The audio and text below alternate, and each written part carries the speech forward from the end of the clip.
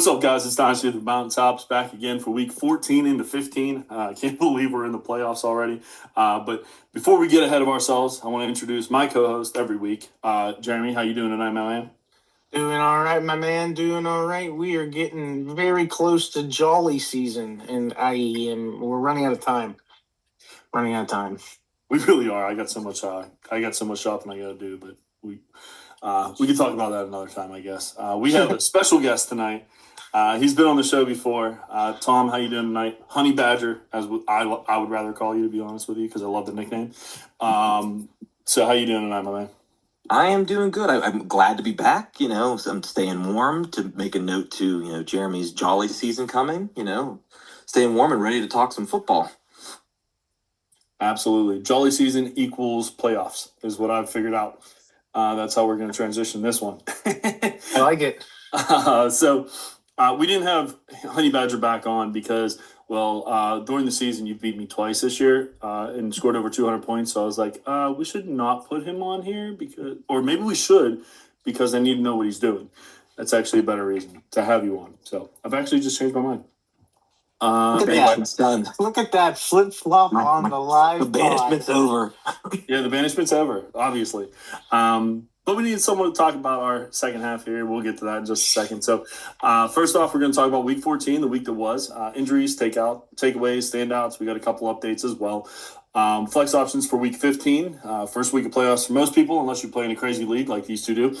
Then you're in the semifinals, I think, already. Yes, sir. Yep. And then the third piece, which is why we really brought Honey Badger on, Tom, how to win the chip. And he was very close in one and apparently won in another, which I didn't know about. So that's awesome. So we'll get his take on that as well as Jeremy's and a little bit of mine, because I haven't won yet. So we'll see. But going back to week 14, excuse me. The injuries, we always start on a negative note, unfortunately.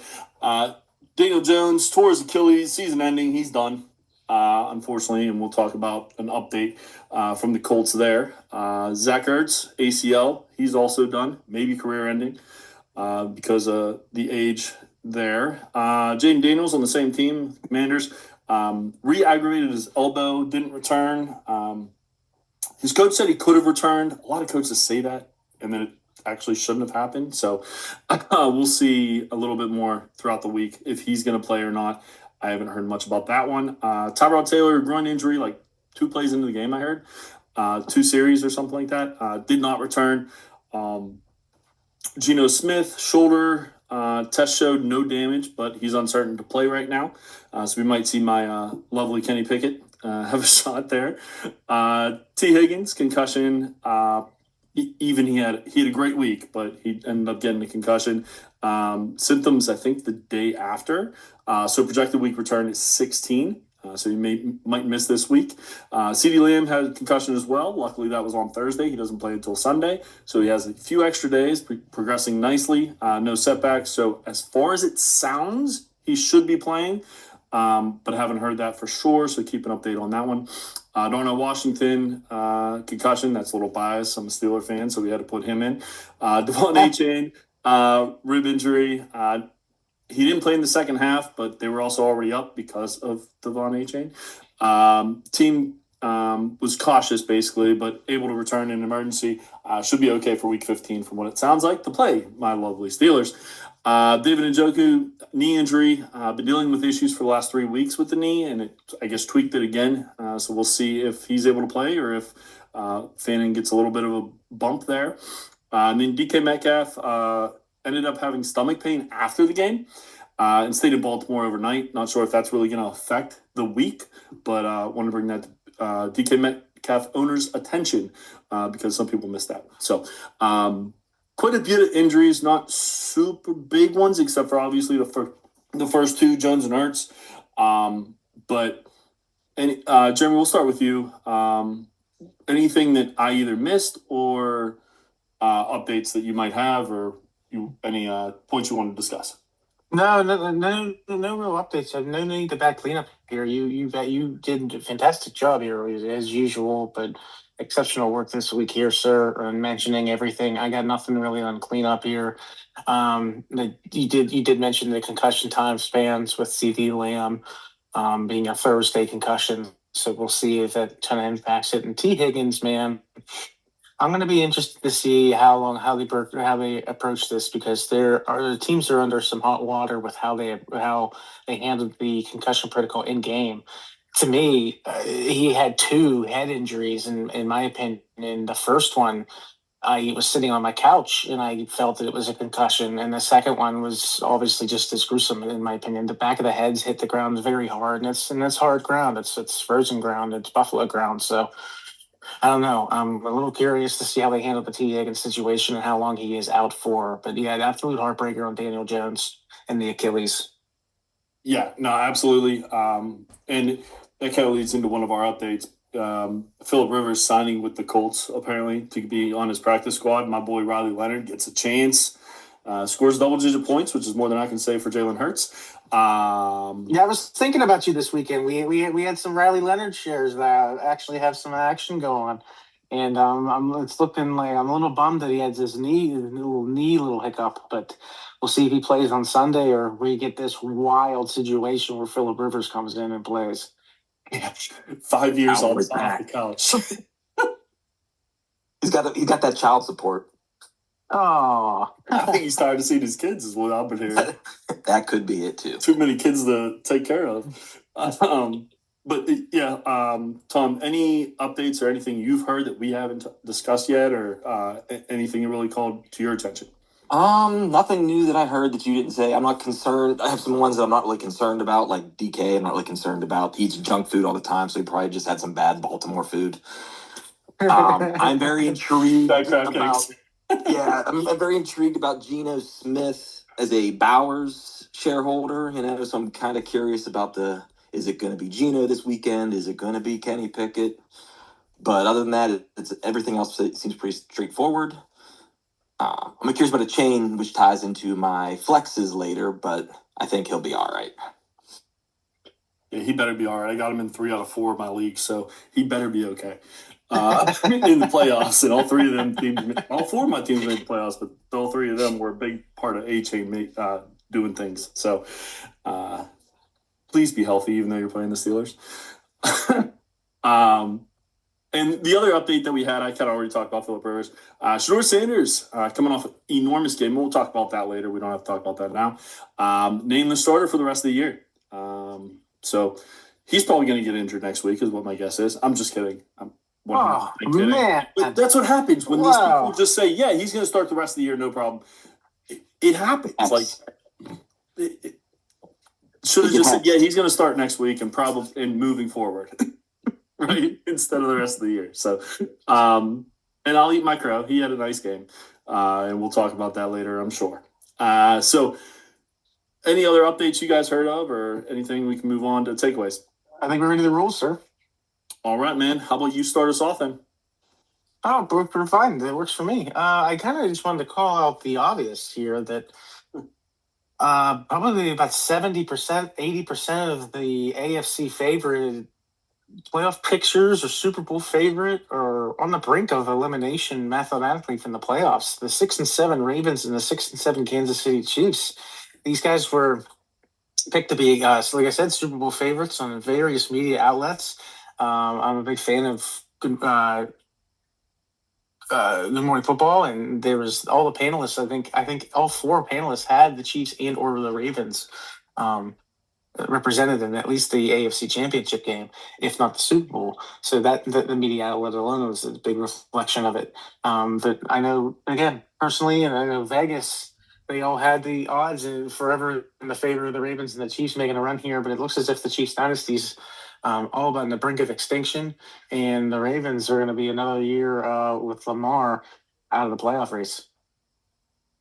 Yeah, no, it's crazy. What would you chalk that up to? Do you think it's just because they aren't as good as they have been, or do you think it's because what I believe at least is the Chargers are good, the Broncos are good, the Ravens, well, I think that's the other one. But the Chiefs, I think they're kind of getting caught up to. What's your take? I think you kind of nailed it there. It's these teams are the dominant teams for year in and year out, and these other AFC teams, it's you gotta beat the Chiefs. You gotta learn how to beat the Chiefs. You gotta learn how to beat the Chiefs, and that's the only way you're gonna get to the AFC Championship or the Super Bowl is beat the Chiefs in Kansas City. And well, now teams have figured that out.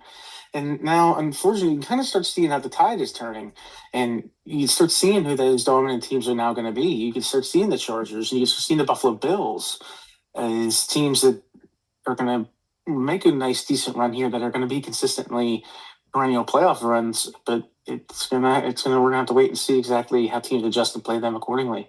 But I definitely feel the Ravens hit a situation where they had Lamar out for a little bit, and I still don't know if Lamar's healthy. I'm curious where their record would be if I'm curious if Lamar would be playing and where the record would be, but I'm not 100% too sure if Lamar's still healthy. And the Chiefs, man, I don't think anybody could figure that out. They have everything fully clicking. Rashid Rice is playing well. Mahomes is healthy.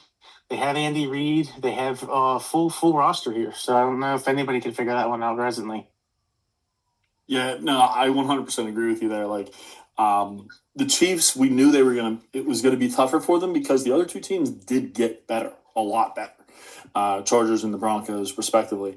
And I mean, you can even throw the Bills in. Yeah, they might make the wild card, but they've owned that division for so long that, well, I guess since Brady left, let me rephrase that, for what, 6 years, 5 years. That now there's another team there that is maybe just as good, if not better, in their division as well. So a little bit of a changing of the guard, like we've been talking about every so often during the podcast. What's your take there, Tom? I am kind of in line with you a little bit that it is kind of this changing of the guard. You have these better teams, so you have more competition for the Ravens and the Chiefs, who maybe didn't have this competition in years past. And they got away with the occasional mistake or two that they are making now, but now these teams are capitalizing on them that they didn't capitalize in the past. Good point. Well said. And it's kind of one of those old sporting adages where it's like, sometimes you learn more from losing than you do winning. Well, if the Chiefs have won all the time and the Ravens have won all the time, they might not be fine-tuning as much. But the Chargers and the Broncos are just like, well, I'm tired of the Chiefs. I'm tired of the Ravens. I'm tired of this. Let's do it. So I think it caught up to them. No, that makes a whole lot of sense. And it kind of leads me into what my takeaway was. It was make it or break a week, obviously, this week. And I'm just going to give you a few names that were in the top 5 or 10 of their position because, and we won't discuss them much because we'll probably talk about some of them. But this is who you were relying on instead of those stars that you thought you should be relying on. Tony Pollard, who's had a horrible year. Blake Corum, Kamani Vidal when Omarion Hampton's back. Jalen Wright, Kenny Gainwell, Woody Marks was in 11th when he hasn't been very good all year, or off and on, I guess. That's just the running backs. Wide receivers is even more hilarious. Michael Wilson, Rashid Shaheed, who hasn't done anything since being a Seattle Seahawk. Isaiah Williams, who I didn't even know was a football player. Ryan Flournoy, Kevontae Turpin, both for the Dallas Cowboys, and DK Metcalf. No, I'm just kidding. DK Metcalf should be in the top 10. But he hasn't been recently. So those are the kind of guys that were in your make it or break it week and were showing up, and obviously weren't on your starting lineup is more than likely. Maybe Michael Wilson, but outside of that, these stars didn't come to play this week. That's for sure. Only a few. So if you did make the playoffs, it's probably in spite of your all-stars and maybe your mid-tier guys showed up for you. So I just thought it was really interesting. In week 14, yeah, we had 4 buys, but not a whole lot of big-time names or anything like that like we talked about before. But it wasn't the all-stars that really solidified it for you. It was more like I said, those second-tier, maybe even third or fourth-tier guys that really played well. So just wanted to bring that to the attention of the class. No, the class is paying attention. And this is something that maybe we'll touch base with on the second half of our show here, but I think it resembles the importance of depth, and especially this time of year, prioritizing on different ways the lineup is, and this is where you're really starting to understand defenses and who's on what corners are standing out this year, what corners aren't, what secondary is up to par, what secondary is not, and then you're identifying what wide receivers to play, which again we'll touch base within you'll touch base within our flex aspects as well. So not to lead too much into our show here, but you want to focus a lot on depth at this time of year, and it's weeks like this that prove it. Yeah, absolutely. So, Tom, did you have a takeaway or? I was going to kind of piggyback off of Jeremy along with the depth and kind of say that it's also kind of understanding where the respective team for the player is in the actual NFL race. Are we Kyron? He's getting less usage to keep him healthy for the playoffs. So you're seeing this quorum spike and stuff like that. So some of these guys are getting a lot of heavy usage early in the season, and then you see it taper off.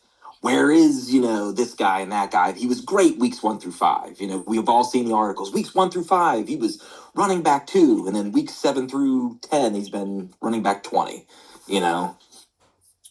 Depth. Yeah, no, that's a great point. These teams that kind of think they're in the playoffs already. And the Rams are a great example. Like Kyron Williams, this is around the time where he gets a little bit of tweaks and injuries and just being run all the time. So that was a really good call by you about the quorum situation there. And with the Miami Dolphins, going back to them, like it's kind of the same thing. Obviously, they have to win out. It's a long shot for them to make the playoffs, but why bring your ace back in when you already had a nice lead and basically we're already the game was already over at that point. So that really good call. So we've talked about quite a few players already, so we're going to talk about our standouts here. A little bit of change up for this week because we do have an extra person. We're only going to do one, so it had to be that guy for you. And there's nobody but that guy at quarterback than Josh Allen. I stole him from everybody else. So 22 of 28, 251 yards, 3 touchdowns in the air, 9 carries for 78 yards, had his longest rushing touchdown on the year, in his career during the regular season. So he scored there. So 4 touchdowns for him, 1 on the ground. And what can you say about Josh Allen that we haven't already said this year? He is the best player in fantasy. He is the best player in football. And if anyone wants to question that, we can have a conversation about it, but you'd be wrong. I just had to bring him up because he was the only player that I really saw that I think it was outside of Shedeur Sanders that had over 30 points quarterback-wise. So wanted to bring him up because we're going to talk about the other one here in a little bit. So, Badger, how about you? Yeah, I mean, my guy? Yeah, your guy. Unless one of you guys wanted to talk about Josh. I mean, we could talk about Josh Allen for an hour. There's not much more we can say about him. He's the guy. My guy this week was Jacoby Brissett. I think if you are a Cardinals fan, you are enjoying that Jacoby is running the show right now. Especially if you are a fantasy fan, you like that he's running the show. And Michael Wilson's been great. Trey McBride's been great. But Brissett this week was an astounding 44 attempts, 25 completions, 271 yards and 2 touchdowns, and 4 rushes for 22 yards. So not a bad day. And even if you look at the fantasy playoff schedule, he's got a great fantasy playoff schedule, aside from this week against Houston, but he's got Atlanta and Cincy coming down the line. So you kind of like that. No, I like that. I like that as well. As a Trey McBride owner, I can definitely attest to liking the surge of the Cardinals offense that we're seeing here.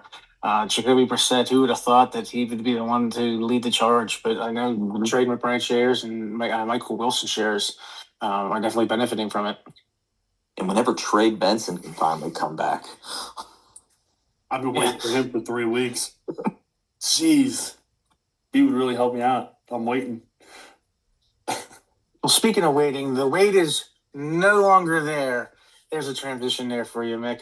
In the Cleveland quarterback room, as you mentioned earlier, the Shedeur Sanders era has now began. It is going to be upon us, at least for this season. He's been named a starter for the rest of the year. Let's not jinx it in any other ways. It's mentioning it as that. But he did have his first breakout game of his career. I do say his first breakout game because I do anticipate more to come. He went 23 for 42 for a whopping 364 yards, 3 touchdowns and 1 interception. And he also had 3 rushes for 29 yards and 1 touchdown. So a total of a 4 touchdown day, almost eclipsing 400 all-purpose yards for Shedeur Sanders against the Titans defense. That is not necessarily the hardest thing to play against, but they're not no Cincinnati Bengals. So props and kudos to Shedeur thong-wearing Sanders. I'm just gonna let that last part sit. Anyway, hey, I've been bashing Shedeur as much as I can because I don't believe he's a good quarterback. He had a really good week. I can't lie. Let's see if he can do it again. We're gonna see if it rides up. What's that? We're gonna see if it rides up. Let's just see if he can do it again. He has a pretty good schedule moving forward. This is his first game over 12 points. So let's see if he can do even a little bit again.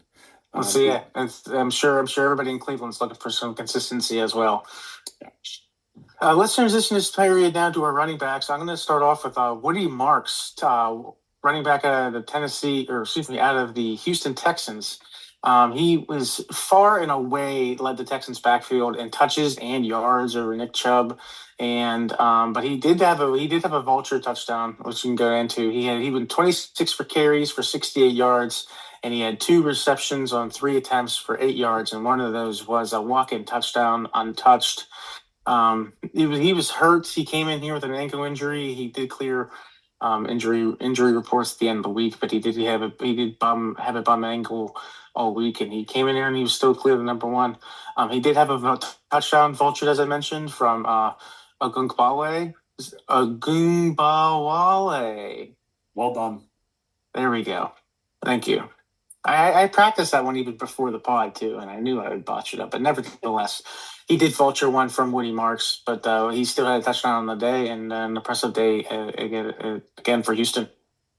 Yeah, for me, Woody Marks, he's been kind of disappointing after being the number 1, but he's had a really nice week this week. So I'm hoping this is a catalyst to kind of push on through for the rest of the year, especially with the Texans playing really well. Right now, they're fighting for a playoff spot. They're going to need Woody because I don't know how much Chubb is left. I'm going to leave that one there too. I thought you'd like that one. Just let it sit on the counter. For me, it's somebody who has not shown up this year and basically has been the number 1 all year. Tony Pollard, 25 carries, 161 yards, 2 touchdowns. No air game, but they have Tajay Spears for that. But finally breaking out a little bit. And against one of the best rush defenses in the NFL, of course, right? Against the Cleveland Browns. So very surprising day, but very good day as well. I think he was the number 2 running back on the week behind, Gibbs. So heck of a week this week, and hopefully, again, this is a catalyst moving forward, as Tajay and him can kind of be a 2-headed monster in that backfield and salvage what was a absolutely atrocious season for the Titans. Now, I'm glad you mentioned that about the Cleveland Browns defense there, because that defense is definitely stout, to say the least. And I think at some point they were triple teaming Myles Garrett, which obviously is going to open up anything that they can. They had 2 guards in the center on Myles Garrett in half the game, so that's definitely going to open up that run game. All right, now time to get on to my running back and somebody that I have enjoyed beating the drum on and discussing with co-host here, Jeremy. It is Devin Neal. I especially like him because ever since Kamara's gone down, he has taken over 100% of Kamara's snaps and routes and his work with no lead up or ramp up. So you'd love to see that. This week, he was 19 attempts for 70 yards and a touchdown. And he was 1 catch for 14 yards. And also, I would like to note, I think he has a great fantasy playoff schedule also coming up. Carolina, the Jets, and Tennessee. Yeah, none of those teams scare you. Carolina playing pretty good defense, but still, I think they're bottom half of rushing defense. Um, The Devin Saints have Neal, been like a decent team too, with Shuck kind of coming into his own. yeah, no, absolutely. Yeah, we should have talked about him. What a day he had on Sunday as well. But yeah, I've been kind of waiting for this because of how bad Kamara was, and then Kendrick Miller goes down, and then Kamara goes down. So I mean, who's left but Devin Neal, and he was able to show up for sure. Couldn't agree more, gentlemen. All right, now it looks like we're going on to the wide receivers. My guy, and still somebody, one of my favorite low key under the radar wide receivers, because he's always consistent, but you always forget about him. And he's always a decent fantasy guy when healthy. He's Michael Pittman. This week, he had 12 targets, 9 catches for 79 yards. No touchdown, but you love to see the volume there, especially with Daniel Jones going out early. Riley Leonard, he has his whole injury situation, but then we got the Cowboy coming in. So 5 years ago, he liked to sling it. So you like to think that the volume stays there going forward, and he'll have a stable floor. Yeah, I mean, for me, Riley Leonard was peppering Pittman from what I heard. I didn't watch the game, unfortunately, but once he went out, I mean, 12 targets. That's quite a bit once Jones went out. So hopefully for Pittman owners, and I think Warren owners as well, because a rookie who's just starting would love to have a comfort blanket and a great tight end, and Tyler Warren is that.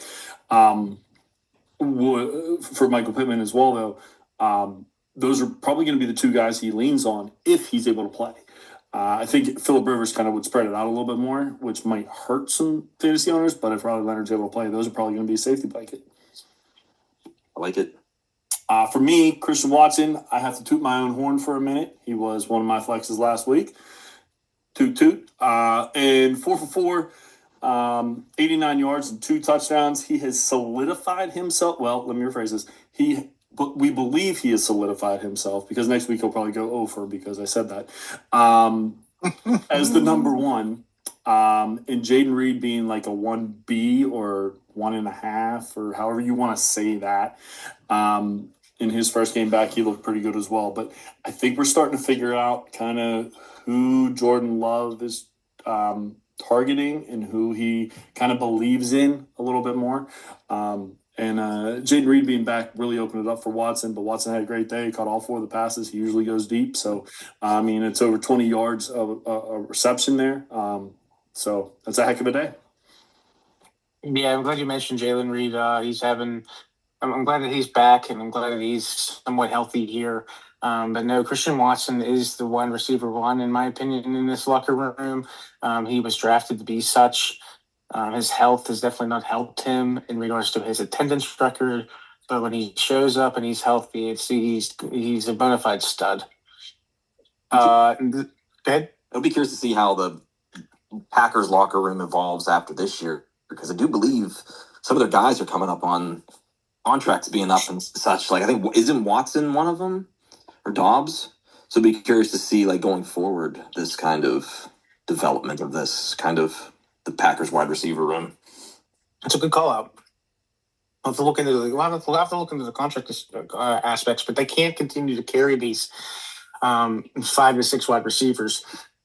There's going to be some interest. There's some interest every trade deadline. There's some interest every offseason at Detroit, the Green Bay Packers wide receiver room, because there's so many. So there has to be some type of give there. So I'm interested to see exactly how that unfolds. I will say I 100%, and I was wrong, obviously. He's still a Packer, but I 100% thought Dobbs was going to be a Steeler because of Aaron Rodgers coming here, and he loves to pull in his guys, and that was his guy whenever Dobbs was on the team, when he was still there and Dobbs was younger. So I do know, let me rephrase that. I believe you're right on Dobbs. I have no idea on Watson what his contract looks like, but I think Dobbs is a free agent. I can't see him being on this team much longer anyway, either way. Maybe he's a Steeler next year. Maybe. Next, the wide receiver I wanted to talk about is out of Cincinnati, T. Higgins. He went 6 for 11 for 92 yards, and he had 2 touchdowns on the day. He actually averaged 15.3 yards per catch, which is a nice solid number for him. It was his return game post his concussion, which ironically he left this game with a concussion, as we talked about. He did hit his head in two different spots during the game, the back of his head rather hard on the ground. So considering he was not 100% in this game and he did not play 100% of the game, I wanted to give a shout out to T. Higgins for 2 touchdowns on the day. Yeah, for me, I mean, he looked like himself. I mean, he looked like the T. Higgins that we've come to know outside of this year, really. So it's nice to see. Obviously, Joe Burrow is going to unlock him more than anybody else because Joe Burrow might be the best thrower of the football or one of. So great day to see from him. I'm sure this had a little bit to do with the fact that Jamar Chase probably was double, triple teamed for the whole game, is my guess. So nice to see T. Higgins have a good day here.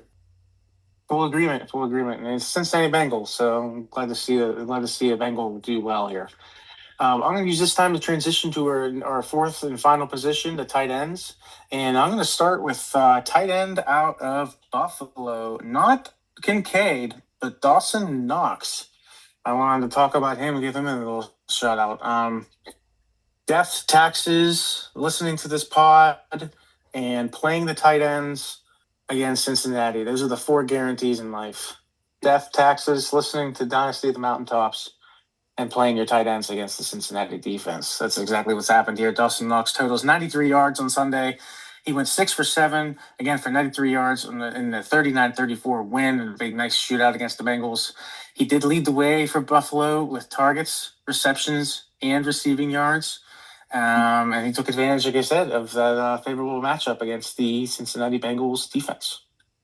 Also, you say 2 of those things, and 2 of them actually equal each other because if you listen to the podcast, you know to start your tight ends against Cincinnati. Oh, look at him go. I love it. My guy, we're going back to the AFC North, and it is Mike Gesicki. He had himself a very consistent day. He had 6 targets, 6 catches, 86 yards, and a touchdown. Definitely showed that the Bengals can support multiple receivers and spread the ball around. Everybody can have a good day. Yeah, he's one of those tight ends that kind of show up random weeks, right? I believe he was hurt for a little bit, but now that he's back, he's obviously the number 1. Yeah. So again, Burrow, I mean, he knows how to get the ball to everybody, is what it seems like to me. But another nice day for Gesicki, and we see this every once in a while from him. So it's good to see him on here again.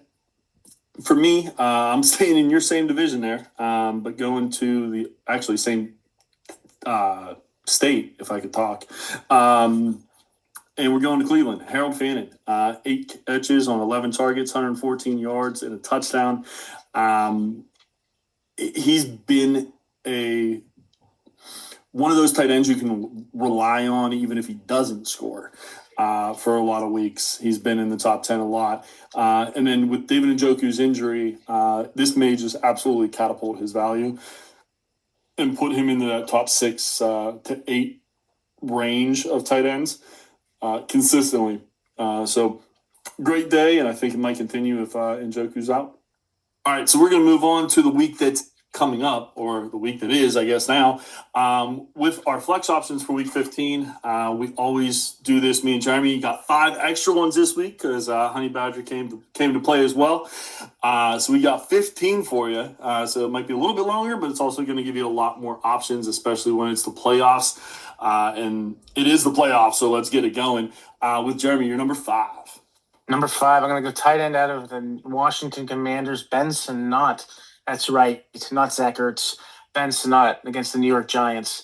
Ben's going to fill in a huge void left by Zach Ertz, who had 18 receptions in the past 3 games. He's going to have an increase here in playing and target share now with him out. Sinnott was a second-round draft pick in 2024. He was highly regarded for his athleticism. He had impressive NFL Combine performance with a 4.68 40-yard dash. And he also has great pass catching abilities. In 29 games, he's caught 9 balls out of 9 targets, so he's 100% completion percentage for 69 yards and 2 touchdowns. I expect him to have a decent day against the New York Giants' porous defense. All right, to keep things on the tight end plane, I'll go with my guy for this week at number 5, Mike Gesicki. I like the fact that if Higgins is out, he gets an increased role, more target share, and an increased snap percentage. He's playing the Ravens defense this coming week, which is their passing defense is ranked 26th. Not really a defense you're scared of. You like to see the increased volume.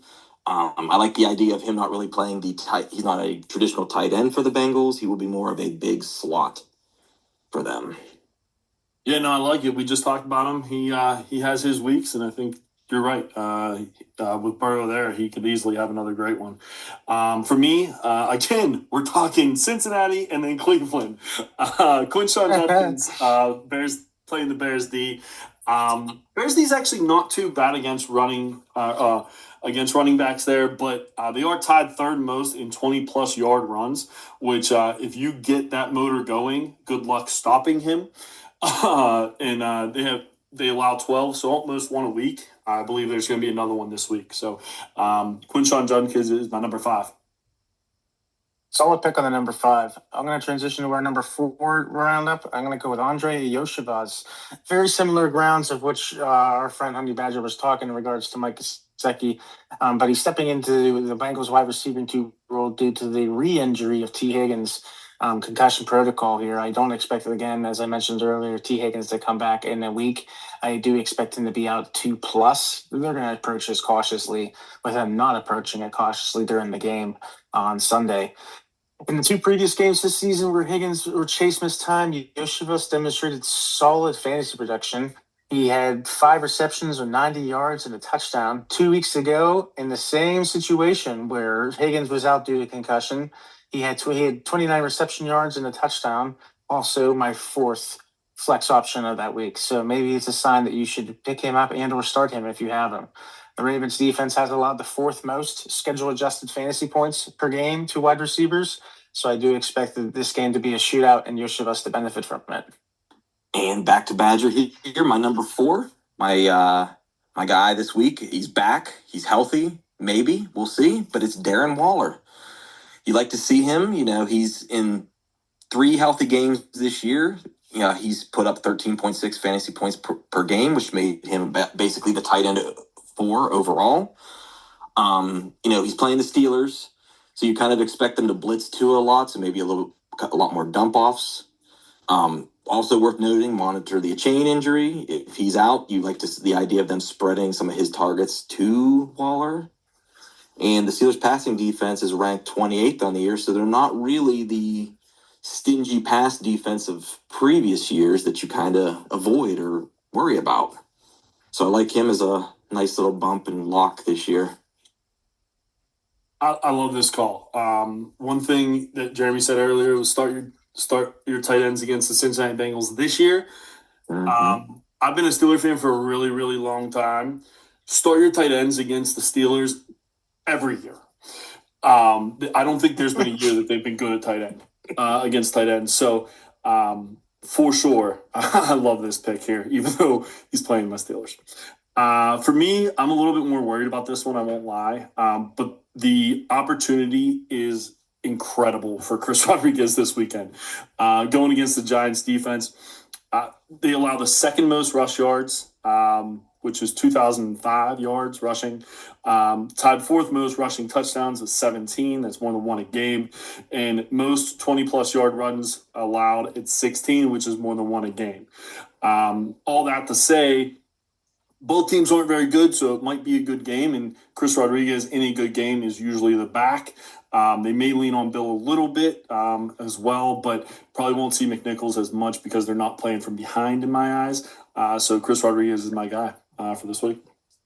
I love it when we get shout-outs to guys who don't normally make this list, and Chris Rodriguez is one. So I'm glad you stuck it out there, and you're going to give one to Chris Rodriguez, and let's see what happens with it.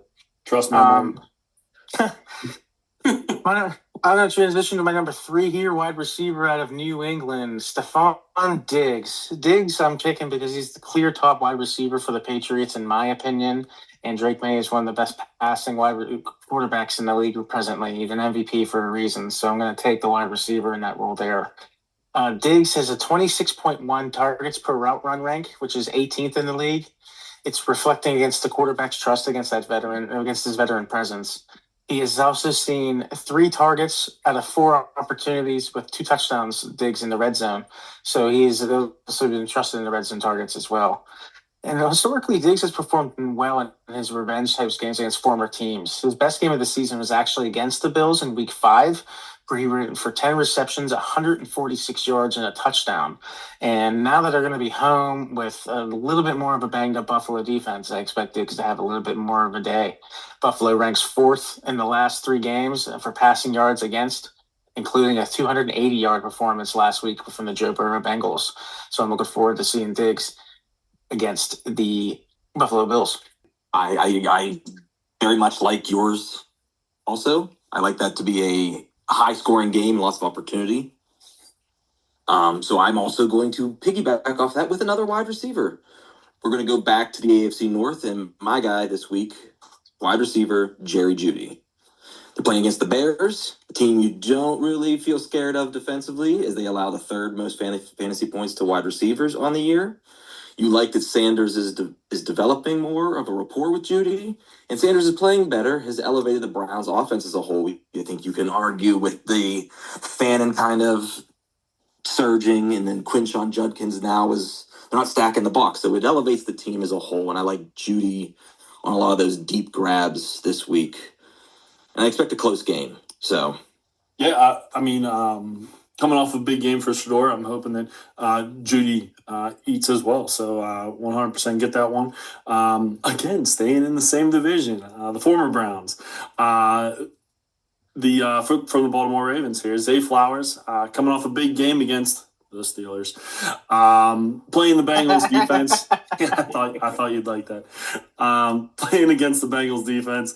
What do we say every week, Jeremy? Start everybody against the Bengals. Defense, start everybody, especially everybody you could, maybe even bench players too. Dump it all. Everybody. So most 20-plus yard catches allowed in 49. That's almost 4 a game. Tied most receiving touchdowns with 29. Second most receiving yards allowed with 3,442. And Zay Flowers is coming off a nice game. Lamar Jackson's starting to look himself, which is worrisome to everybody else in the NFL. And when Lamar's healthy, Derek's running the way he is, Zay Flowers seems to be open a lot more down the field, which is very, very dangerous. Should have had a touchdown 2 weeks ago. Played great this past week. I think he's starting to find it. Lamar's getting healthy. It's going to be dangerous, and Zay Flowers should have a great game against a horrible defense. Yeah, good. Again, you're never going to find me. I'm a big advocate of the Cincinnati Bengals offense, but I am a big advocate against that atrocious defense. And again, as mentioned 1,000 times, that's the defense. Every season there is a defense that you're going to start everyone against. The Cincinnati Bengals pulled that card this year, so I'm full board on support of this choice. My number 2, it pains me a little bit to say because we're going to go into it a little bit, but I'm playing this guy this week, but I'm going to go with Devontae Adams against the Detroit Lions. The Detroit Lions defensively are banged up. They're down Branch now, and they've had several injuries. Hutchinson just came back, but their secondary is completely decimated with injury. And Devontae Adams remains the primary and most reliable red zone target in a very favorable matchup. Inside the 10, Adams has 7 touchdowns and 7 receptions from 14 targets. He has 22 total red zone targets, which leads the NFL. And the Lions defense has shown some holes against the Rams. The Rams can obviously exploit. They're very injured. We have also received mathematical word that the Rams are going to clinch a playoff spot with a win. So I anticipate a full guns a-blazing for Matthew Stafford and company to try to clinch that playoff spot. Yeah, I have a bit of invested interest that Devontae Adams has a very good week. So, yes, I hope so. I bet you do. I bet you do. Hey, do you guys know, besides Devontae Adams, since week 11, who has more receiving touchdowns? It is Christian Watson, and that is who I'm going to talk about next. Oh, nice transition, sir. Since week 11, he has had 5 receiving touchdowns to Devontae Adams' 5, so they're tied. Next on the list, if you care to know, is JSN and Tet at 4 apiece. But he goes up against the Broncos this week, which you don't really like that because you worry about Surtain. But I think Surtain is one of those guys, he tends to move around more. And he doesn't really cover the deep guys as much, which is where you kind of see Watson getting a lot of his work. He's got 1 touchdown or more in 3 of his last 4 games. I like the idea of a more competitive game script between the Broncos and the Packers this week, with Bo Nix and Jordan Love kind of gunslinging it out. So yeah, I like Watson to kind of still have a good week, but tamper expectations with Surtain. Yeah, that's the one thing that worries me. Watson's having an incredible stretch here, like you just said. But the Broncos are so good. But with all his weapons out there, he might be able to get loose for one. I like it.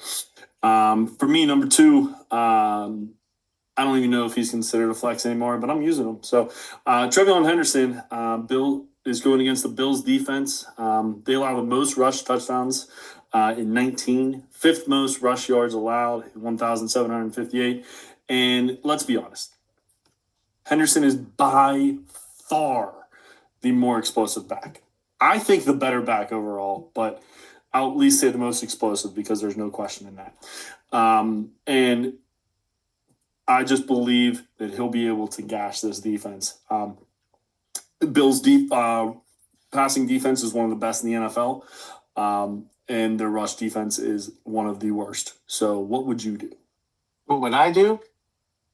I would start any player that I have against the Cincinnati Bengals defense is what I would do. And that's what led to me choosing Derrick Henry to be the number 1 flex position for my list of lineup here. The Cincinnati Bengals have been the league's worst defense against opposing running backs. The run defense issues are part of a larger problem, in my opinion, but we don't need to get into that bandwagon once again. The Bengals have ranked last or near last in total yards allowed per game and points allowed per game. Henry has been a stable lineup option also, so you would want to include him as often as you normally would want to anyway, but he hasn't fallen double-digit fantasy points in any game all season, including his last 7 games where he's rushed over 60 yards in each and scored 6 total touchdowns. But by the way, keep in mind, the Cincinnati Bengals and Baltimore Ravens played each other 2 weeks ago. Derrick Henry almost eclipsed 20 total PPR points. So Derrick Henry, I'm anticipating to have another monster day against the poorest defense that is now basically all but mathematically eliminated from the playoffs. Yeah, I like that. And as a Derrick Henry owner in the golf league, I hope he does do the same this week. Like to see him cruising for a bruising. To stick on the running and smashing, I'm going to go with my number 1 this week, and it is out of Jacksonville, Travis Etienne against the New York Jets. The Jets' rushing defense is ranked 30th in the league, so you're not really scared of that with the kind of volume and consistency that Etienne gives you. They average allowing 139 yards a game to running backs. And running backs consistently average about 36.08 fantasy points per game against the Jets. I also see a very positive game script for the Jaguars where they are ahead and you kind of see a lot more handoffs to ETN and that sort of thing. And so I like him to fall into the end zone this week. Fingers crossed. Wink, wink, Jeremy. I hope it's an ETN breakout game, but we're not going to get into that soapbox. No, I agree. I think Etienne's had actually a pretty good year, even though everyone's trying to put somebody else in front of him on that team. But he just keeps being the guy. No! I hope it's a Tootin breakout game. I hope that's not a Freudian slip of something that's going to happen in the future. Oh no. A Tootin breakout game, not an ETN breakout game. I can't have ETN breakout against me. Tootin's year's next year. Yeah, I was very confused when you said Etienne breakout game. Oh no, that's horrible. That's horrible karma against me. I am in big trouble. That's funny. Well, I think there's going to be one more breakout game, and my number one guy is someone who needs a breakout. Jordan Addison. He's playing the Dallas Cowboys, who we have continuously said if the Bengals didn't exist, the Cowboys would be the worst pass defense in the NFL. Unfortunately, the Bengals exist, so they're 31. So they do let up the most receiving yards in 3,543. Tied the most receiving touchdowns with 29 with the Bengals, which is over 2 a game. And they're tied fourth most 20-plus catches allowed. This is a great spot to get right for both. And honestly, if I felt comfortable saying Justin Jefferson was a flex option, that would have put him here too and had a 1A, 1B. But you can't say Justin Jefferson's a flex option. It's illegal. So in my last thing here is if JJ can't throw to the wide receivers against this team, they better start finding a new quarterback. I know he had 3 touchdowns from the tight ends last week. Get these wide receivers involved because this Cowboys defensive backs are a joke. So I think Jordan Addison's going to have a monster day. So 15 flex options for you guys. I'm sure at least one of them are on your team that you're trying to think, okay, who should I start? This guy or one of the guys we talked about? Start one of the guys we talked about. Just a suggestion.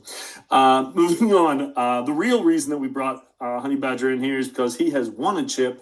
We're trying to figure out how to do that, especially me. This is kind of a podcast just for myself, to be honest with you, since I'm in the playoffs in 2 leagues. But we're going to talk real quick about, first off, your championship history, like in Dynasty. Like, have you ever won? And if you have, how many and what was the catalyst that made that happen? And Tom, we'll start with you since you're the guest. Oh, well, thank you, sir. I am quite inexperienced at the championship level, but I have one under my belt. Several attempts, several close calls, but only one I took it home on a inaugural league year. But it still counts. I'll still take it, wear the belt proudly. Did you make any big move like late in the season that kind of made that championship happen? I think not late in the season. It was more, I think, early on. It was a super flex startup. I kind of targeted quarterbacks very early, and I kind of had a situation where within the first 3 rounds, this would have been Jaden Daniels' rookie year. So I drafted Josh Allen, and then I had the opportunity to grab Caleb Williams or Jaden Daniels, and I drafted Jaden Daniels and Brock Purdy. So Jaden Daniels broke out. And I felt like, well, I don't really need Brock Purdy anymore. So I kind of pivoted him for a high-value wide receiver because I had Drake London. And I grabbed Garrett Wilson. And that was coincidentally that same year. Garrett Wilson had a great year. So it kind of – sometimes it's the moves you make early in the season that help you. And it was one of those that definitely cemented things early in the season that gave me the edge, especially in the Superflex with Josh Allen and Jaden Daniels as your quarterbacks to kind of – put some heavy pressure on other teams. Yeah, so this must have been last year. So obviously they were like the 2 of the 3, maybe 4 best quarterbacks in the NFL. Mm-hmm. That kind of helps. And then you add Garrett Wilson with Brock Purdy. That was a pretty nice move. I like that. Jeremy, how about you? History of your championships. We know you're back-to-back, so we definitely want to hear from you about that in a few minutes. But if you have any other history with that. No, definitely my most successful one is the one where I'm the back-to-back champ. I'm currently in the semifinals looking for the 3-peat trademark Miami Heat at Riley. But if I'm looking for that 3-peat, I got to get through our guest Honey Badger.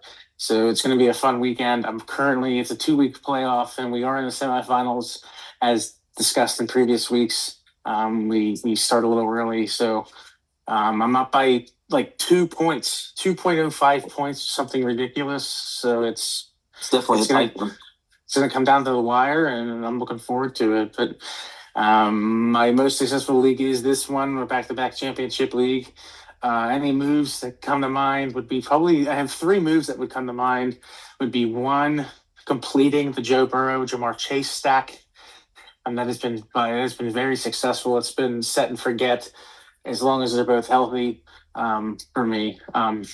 2 would be luckily, getting luck. It's not. I'm not going to toot my own horn here. It was lucky that I was able to acquire Christian McCaffrey 2 weeks before he was traded to the San Francisco 49ers. He was rumored for trade talks. So I was able to I dumped all I could on him and overpaid for him at the time, as he was a Carolina Panther, and I got him before the Niners. And then lastly, getting luckily in drafting Puka Nacua in the 4th round in his rookie year. So it's kind of spread the wealth. Kind of is basically what I can say is I got lucky with a trade. I got lucky with a draft. I got lucky with how things have worked itself out. So it's kind of a little bit of a mixed bag on everything. It's building a solid foundation. Hey, you know what they say about luck, man? Luck is when hard work and opportunity meet. So you must have done something right, brother. 3 times being lucky. So definitely doing the research there. I did have a question though. Which piece of the stack did you have first, Jamar or Joe? It's a good question. You had Chase first. So what did it take for you to get Joe, and what did you give up for him? Okay, so Joe. Oh, down. Yeah. So Is this Joe, you, Tom? No, no. He got Joe, CMC from me though. I did get CMC from him, but it was at the time it was Brandon Ayuk, Pat Fryermuth, and my first.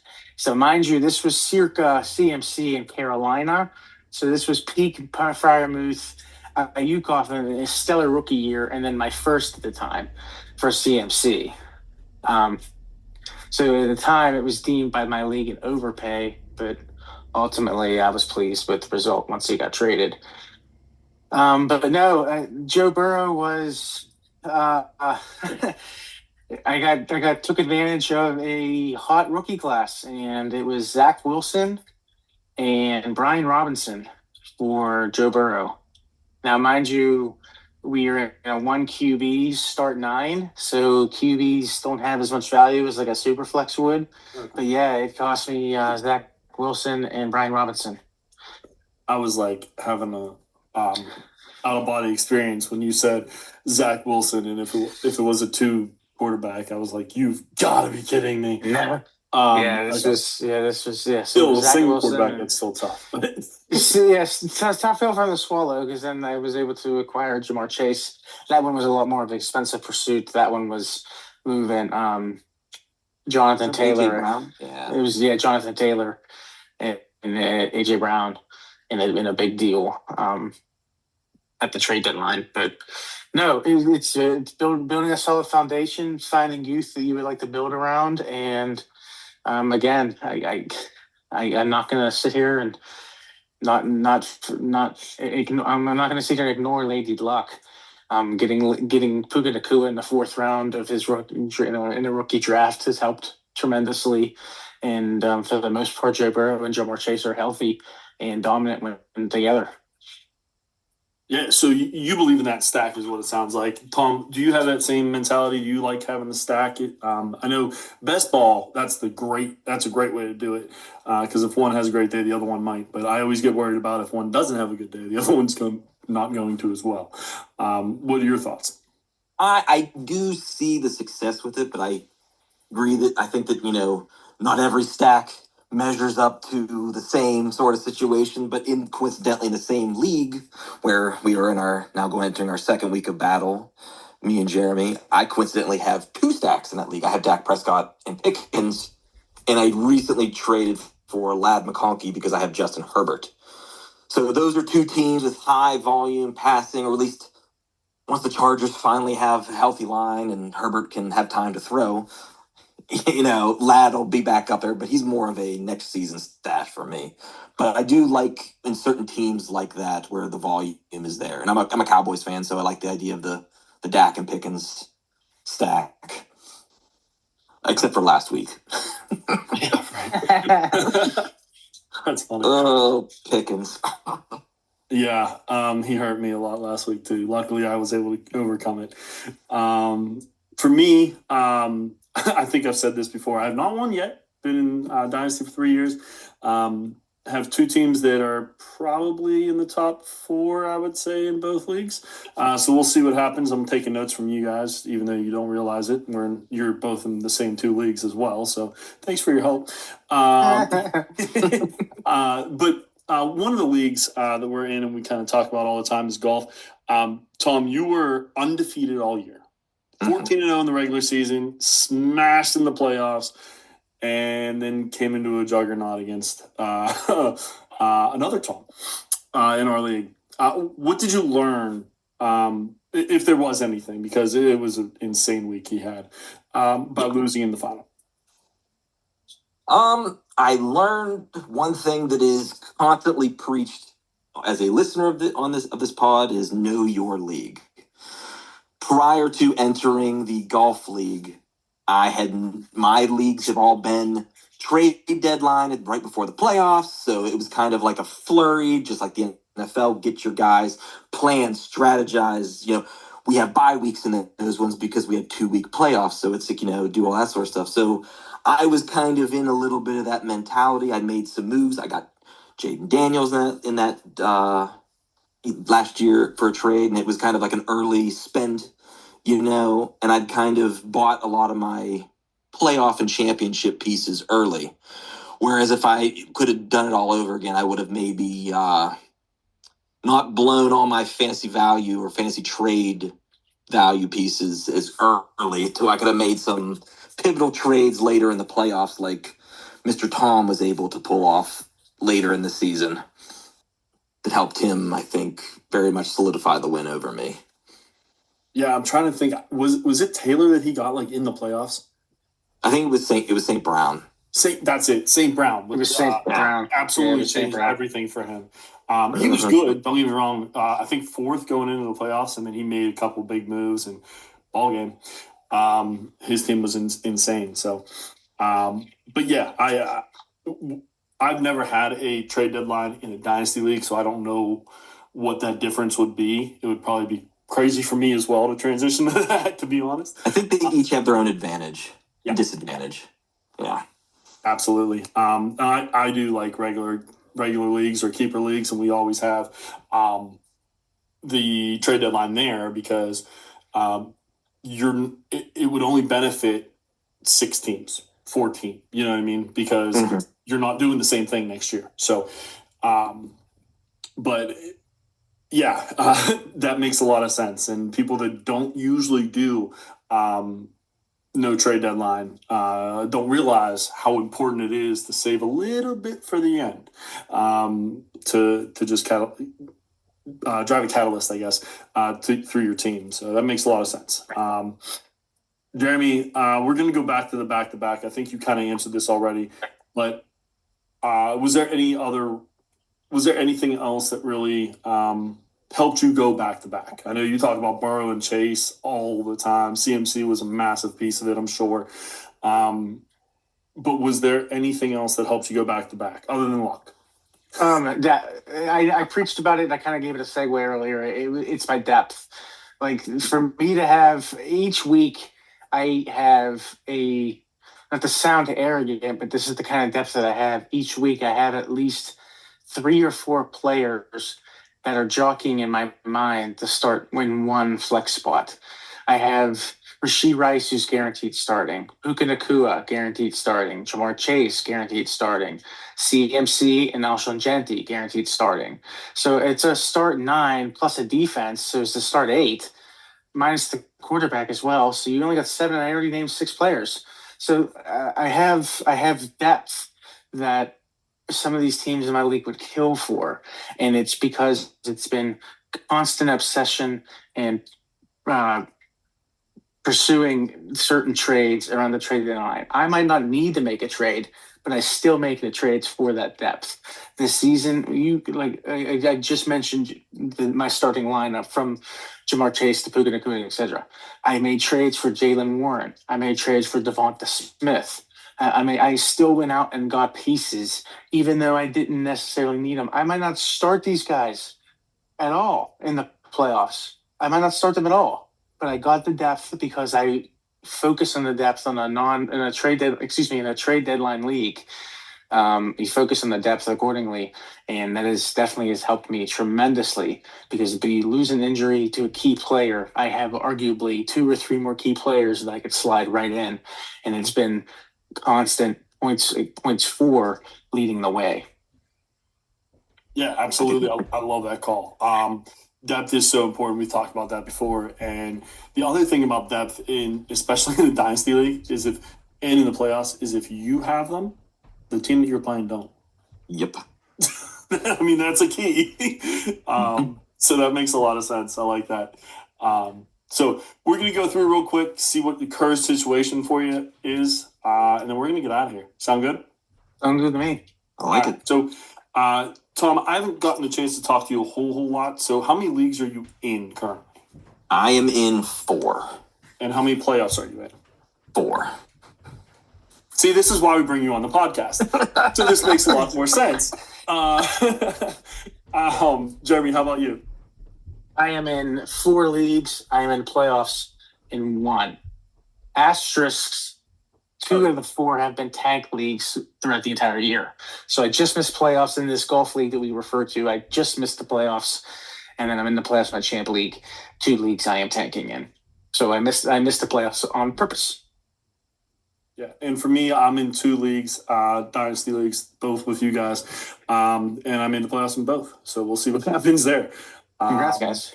And I will see you in the playoffs, Honey Badger, where we play each other in DVP, where I thought I was going to just have a sweet little ride to the semi, maybe even the final, and now I'm playing the guy who beat me twice. Awesome. So was there anything else before we wrap this up?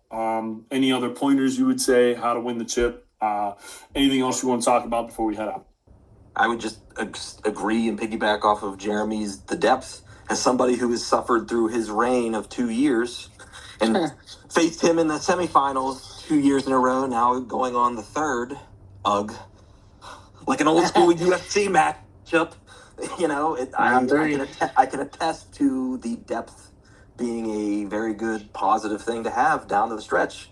Just like we talked about earlier with guys getting hurt, and sometimes teams later in the season, they pull some of their guys, some who are in the playoff run. So it's good to have some pieces that jump out. They don't jump out at the beginning of the year. I love it. Anything for you, Jeremy? Are we good to go? I think we're good to go here, man. Just the absolutely best of luck and to you two. Okay, well, first off, best of luck to you, Mickey, because you play Badger in the 1 league, and I'm not going to wish Badger luck, because if I wish him any more luck, it's going to get me even more karma against. I'm a 2-time defending champ. I'm waiting on his help. I might go out and get Travis Etienne just because of that karma right now. So, man. You go. But Badger, we appreciate you coming on. Always nice to have you. Appreciate that a lot. But Jeremy, and obviously Jeremy, thank you for giving us the insight into your back-to-back. I know you said a lot of luck, but I got a feeling you did a lot of work for it too. So next week we'll be talking about trade database. For those of you who do not have a trade deadline, get that last little piece to win the chip. That's the move. So we'll talk about that next week. For Jeremy, Honey Badger, I'm Mickey. This has been Dynasty Mountaintops. Check us out on YouTube, Podbean, and Apple. Also, check us out with our socials, Blue Sky and X, at dynastymttops. Email us at dynastymttops@gmail.com for any questions, comments. What are your ideas how to win the chip? If you've done it before, we'd love to hear those as well. Or any show ideas you would have as well. So again, for Honey Badger and Jeremy, I'm Mickey. This is the Dynasty of the Mountaintops. We will see you next week. Have a good one. Good luck. Thanks, guys.